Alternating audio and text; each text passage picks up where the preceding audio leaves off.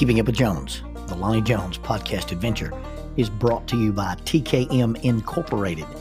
This company, located in Moss, Tennessee, specializes in erosion control, hydroseeding, hydromulch, silt fence. They do minor excavation work, and they also provide traffic control and construction signs. Their mission is keeping people safe. Their passion is wishing that all men could be saved. TKM stands for The King's Men. If you'd like to contact The King's Men, you can contact them at 931-243-3958, 931-243-3958, or you may email them at tkminc2001@twlakes.net. That is tkminc2001@twlakes.net. The King's Men, in partnership with Keeping Up with Jones, the Lonnie Jones podcast adventure.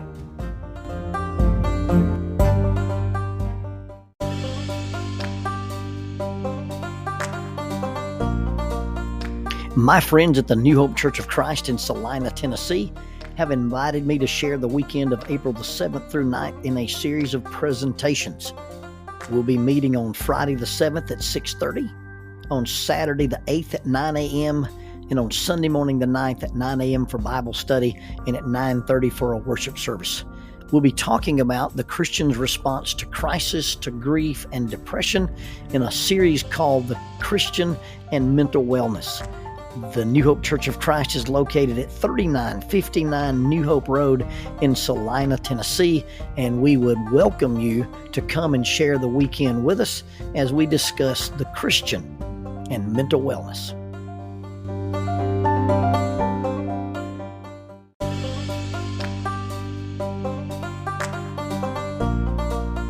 SJ&L General Contractor is a full construction company that primarily focuses on civil construction and asphalt sales in the Huntsville and Fayetteville regions.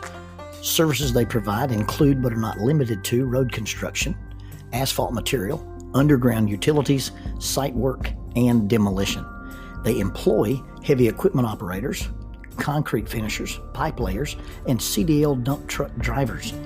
If you would like for this company to work for you on your project, or if you'd like to work for them as an employee of this family-owned business, you can contact them at 931-433-4660. That is 931-433-4660, or 3W's and a dot, sjnl.com. That's www.sjnl.com. SJ&L General Contractor is a sponsor of Keeping Up with Jones, the Lonnie Jones podcast adventure. My grandchildren think that I can turn invisible. Now, where did they get such a ridiculous and silly notion? Well, I told them I could. You see, that's part of the mystique of having a grandfather who's a Jedi. Now, the way this legend gets born and embellished is they want to play hide and seek. So they sit on the couch and they count to a designated number and they cover their eyes. And while they're counting, I walk down the hall and I open the closet door where we keep Oreos treats. And then I go down the hallway and I open and close our bedroom door. And then while they're counting, I walk down the hall through the kitchen around into the living room and I sit down on the floor behind the couch where they're sitting. And they get to their designated number and they jump off the couch and they run down the hall like the Keystone Cops. And while they're opening and closing doors looking for me, I sit on the couch. And in just a few minutes, they come back down the hall and they stand there in stunned amazement. I'm sitting there in plain sight, and you can tell on their little faces, what sorcery is this? And I look at them and go, well, I was invisible for a few moments and you just didn't see me. And although fooling a 6 and a 5-year-old does not equal Ninja Skills 304 training, it's pretty funny because they think I can turn invisible. And although, spoiler alert, although I can't turn invisible, I know the secrets of invisibility.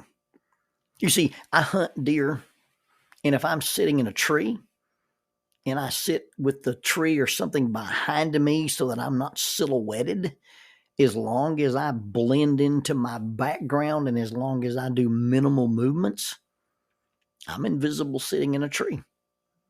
I really like to hunt with a bow sitting on a small stool close to the ground in a ghillie suit. Now, my particular ghillie suit is a poncho style ghillie suit.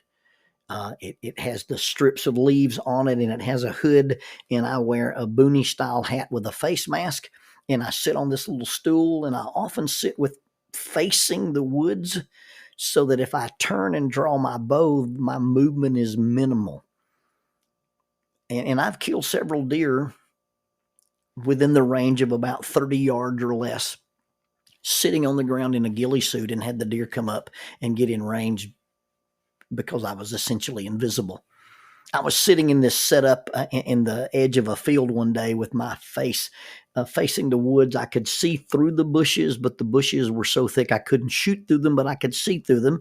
My bow is propped on my knee. I'm holding it with my left hand, and I've got my right hand on my rangefinder, and I'm staring through the bushes, and I'm watching this little deer. She's about 75 yards away, and I'm waiting for her to come and angle down this tree line, and the little bush that's sitting in front of me is such that she'll walk by me, and I'll be blocked from her view because the bushes will break up my outline.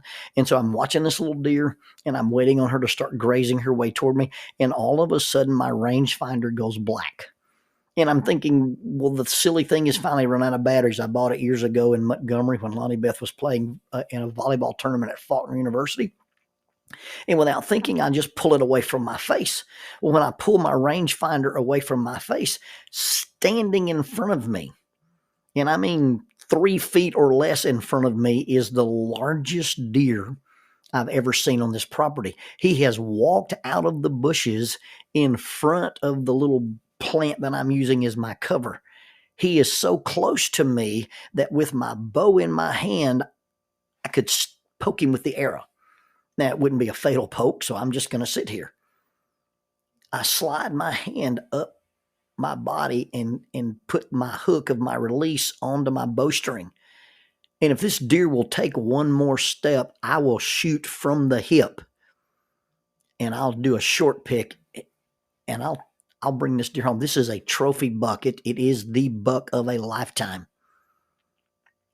And he doesn't know I'm there. Now, he knows something is up, because he caught the movement of my hand when I dropped my rangefinder from my face. And he turned and he's looking, but he's looking over me. I'm sitting down, he's standing up.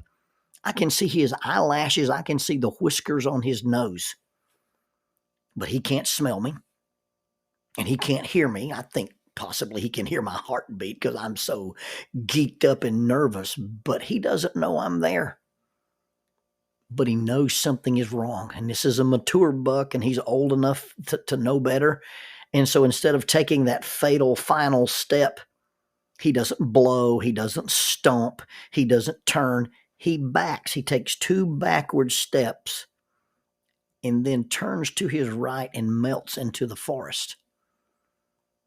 And I consider that to be the greatest moment I've ever had as a hunter. It surpasses any deer I've ever harvested. It surpasses any experience I've ever had, because this very mature white-tailed deer walked up to me close enough for me to reach out and touch him, and I was successful in being invisible. He didn't do anything wrong. I didn't do anything wrong. He just didn't do anything wrong, and therefore I didn't get a shot at him. I feel as if I have perfected the art of invisibility. Now, do you want to be invisible? If you'd like to be invisible in your home, if you'd like to be invisible in your school, if you'd like to be invisible in your career, if you'd like to be invisible in your sport pursuit, then all you've got to do is blend into the background. You've got to blend into your surroundings, and don't do anything that calls attention to yourself. Just simply do nothing. I was hiding from a SWAT team. We went to Marshman Training and Consulting up near Elkmont, Alabama. This gentleman owns a range. He's a retired FBI guy, and he let us hide on his property while the drone operators were trying to use the drones to locate us. And really the point of the exercise was not necessarily that we hide from the drone. It was that once the drone found us, could they coordinate the movement of the other police officers, the SWAT guys, to the position where the drone was looking at? So the first part of the exercise was, first of all, see if we can successfully hide from the drone. Well, I was wearing camouflage, and I carried my balaclava, my black ninja mask with me, and I had a camouflage hat on. Well, I walked down into the woods, and I found a sloping part of the hill and a big log that had some lichen and fungus growing on it, and I found me a nice flat rock that I could use as a pillow, and I laid down on this sunny slope. I put my balaclava on. I pulled my hat down over my face. I got an armful of leaves and scattered them over me so that it would break up my outline, and I took a nap. The drone woke me up flying above my head, but it couldn't see me because I was blended into the background, and I was absolutely motionless.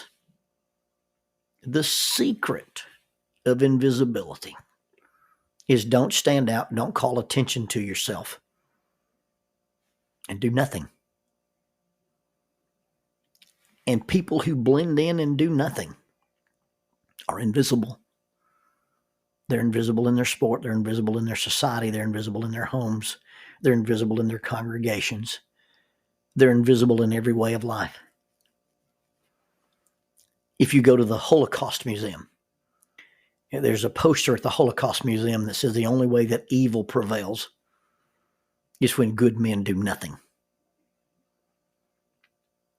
Evil prevails when good men are invisible. Evil prevails when good men blend into the background and they don't stand up or they don't stand out, they don't speak out. Evil prevails when good men don't do anything about it, when we don't defend the truth and we don't protect the innocent and we don't protect the weak. And when good men do nothing, that's the only way that evil can prevail. It's when we choose to be motionless and we choose to be invisible. And if you don't want to be invisible, then you've got to live life intentionally. You've got to make some serious decisions about what you're going to stand for and not stand for. You've got to make some serious decisions about what you're willing to stand against and stand up against. Because evil only prevails when good men do nothing. Well, I'll add that when good men remain invisible, it is wrong. And I'll also add when good men do nothing, it is, in and of itself, evil.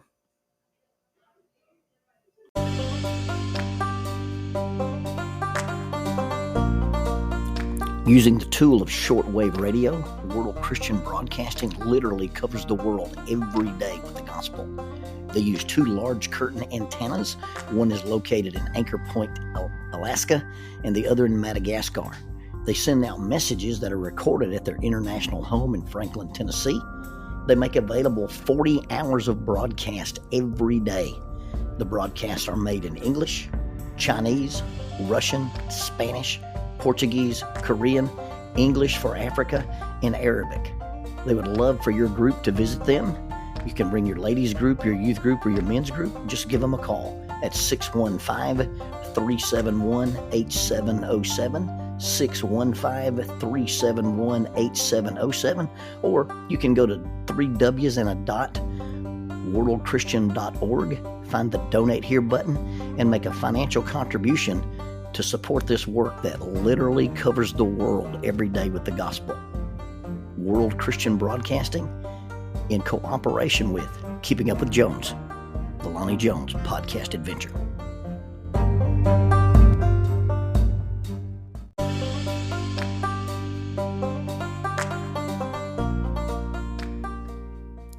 Keeping Up with Jones, the Lonnie Jones podcast adventure, is sponsored by us. What? We sponsor ourselves? Is that even legal? Check us out on Amazon. You can have access to the titles of Pedagogue, the youth ministry book by Lonnie Jones, Cognitive Spiritual Development, a Christ-centered approach to spiritual self-esteem, Grappling with Life, Controlling Your Inside Space, a small essay using the principles of Brazilian Jiu-Jitsu to talk about psychological and emotional self-defense. If I Were a Mouse, a children's book written and illustrated by Lonnie Jones. And then The Selfish Reel, a very short story about a decision. Also, you can check out our YouTube channel to see archived lessons and presentations from across the country, some videos with rope tricks and knots. Don't forget to visit the Facebook page 550 Guys to learn about the little rope men that we make and that we invented and that we make. And then be sure to click like, subscribe, and share. This is Keeping Up with Jones, the Lonnie Jones podcast adventure.